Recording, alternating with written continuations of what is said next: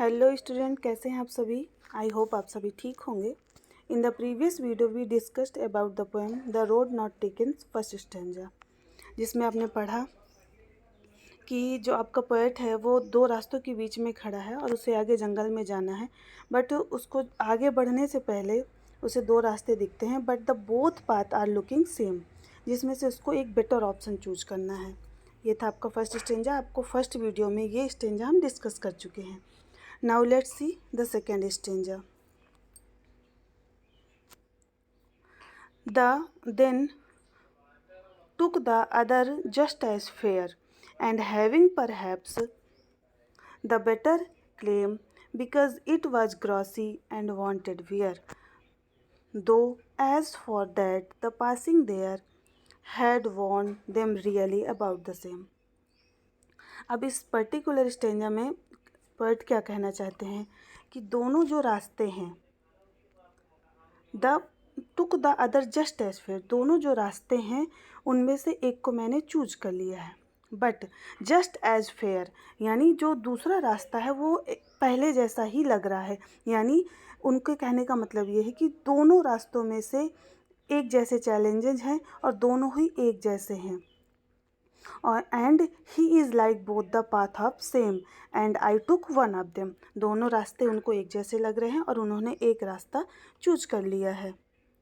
And having perhaps the better claim, और उन्हें ऐसा क्यों किया, क्योंकि उनको लगता है ये जो रास्ता उन्होंने चूज किया है वो that seems to a better option, उनको बेटर ऑप्शन दिखाई देता है उस रास्ते में कि ये रास्ता आगे चल के उनको बहुत सारे बेनिफिट्स देगा। मतलब उन्होंने जो डिसीजन लिया है उसे उन पर उसे विश्वास है कि ये जो डिसीजन है वो उनके लिए अच्छा साबित होगा। Because it was grassy and wanted wear, अब उन्होंने इस रास्ते को क्यों चूज किया है, क्योंकि उनको लगता है ये जो रास्ता है, ये जो पर्टिकुलर पाथ है वो बेटर है, क्योंकि बहुत ज़्यादा ग्रासी है मतलब जहाँ पे लोग ज़्यादा चले नहीं हैं, इसलिए वहाँ बहुत सारी घास है, क्योंकि जब जहाँ से लोग चलने लगते हैं वहाँ की घास थोड़ी सी कुचल जाती है, इसलिए ये रास्ता बहुत सारा ग्रासी है। That means it is unused and had not be used, मतलब इस रास्ते में कोई भी नहीं चला है और ना ही इसको किसी ने अभी तक चुना है, और बहुत कम लोग ऐसे हैं जो इस रास्ते को चुनते हैं।